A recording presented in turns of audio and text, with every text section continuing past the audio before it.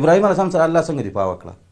یو سړی دی د توحید د وخت د باچا سره د وخت د باچا سره مقابله د پلار سره چې دغه وزیر دغه سره مقابله د پلار شروع بیا تر باچا پورې د ټولې دنیا سره مقابله ټول قوم باچا چې حکومت سره خلاف نو ته به څه شي بیا په کور کې چې مشکل ده چې د حکومت د خلاف په کور کې به تا ته یو څوک وایي چې یاره خیر دی دلته پټ څه دا وکړه چې په کور کې تا ته غم جوړي په کور کې غم جوړي بیا د کور غم بیا سلسله ملامت کومه خواته به لیکن ابراهیم علیه السلام د دومره تکلیفونو باوجود پر امن دی الله دې فاضل کوي سبحان الله. الله تعالی ګوره د ده په باره کې فرمایي ان ابراهیم کان امة قانتا.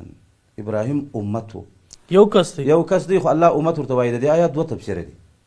یو تفسیر دا دی چې ده ته امت په دې وجه وایي چې د ده په وخت کې نه و بل څوک، یوازې دی پر توحید باندې ولاړو یا اهل و. مثاله مشري د ده نو په دې وجه الله رب العالمین ان ابراهیم کان امه یاد کړی. یا لوط علیه السلام ورسته هغه نو کشر سره ملګری، او یا په دې وجه امت ورته وایي چې یعنې دونه لوی ایمان یې و که دا ایمان په یوه سته امت باندې تقسیم سي، هغه امت به د جهنم څخه بچاو کړي. الله اکبر. نو د دې ایمان فایده هغه ته څه ورسېده چې الله دفاع ځینې وکړه ان الله یدافع عن الذین آمنوا. دې نمروز دومره غټ اور بل کو. زه به اورېدونکو ته وایم چې د ابراهیم علیه السلام سیرت د هغه تاریخ هغه دونه د ایمان ډکې کیسې پکښې دي چې پر دې باندې په ساعتو باندې سړی خبرې وکړي دا نه ختمېږي. دغسې دی که نه؟ او انشاءالله دا موږ د شیخ صاحب سره به د دې باندې پروګرامونه کوو او خپل اورېدونکو ته به یې پېښوو. بلکل انشاءالله تفصیلا. نن خو د تفصیل موقع نشته، صرف اجمال وایو.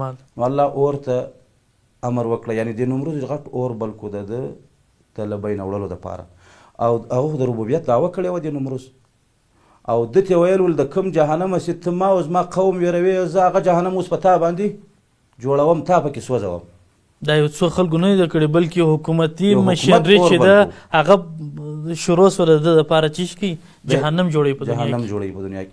نو ډېر غټ اور یې بل کو. دا تفسیري روایات دي چې دومره اور یې بل کو چې په هوا باندې مرغان نه سوی تېرېدی په دې علاقه باندې د توش، بیا ورنږدې کېدای نه سوی چې په څنګه طریقه یې ور وغورځوي.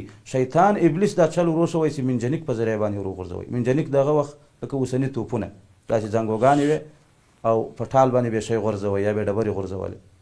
نو دغه منجنیک یې جوړ کړو، ابراهیم علیه السلام یې په پوړو وتړی، اور ته ور وغورځوئ. رب العالمین د ایمان په وجه له ده څه دفاع وکړه.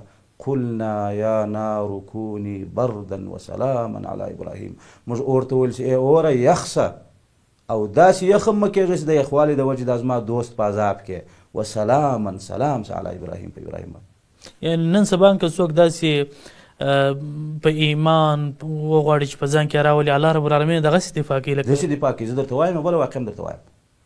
په دې کې د ابراهیم علیه السلام هغه پړي چې دی په تړلی و هغه وسوځېدل، خو د ده لباس ته د ده یو وریښته ته هم ضرر ونه رسېدی.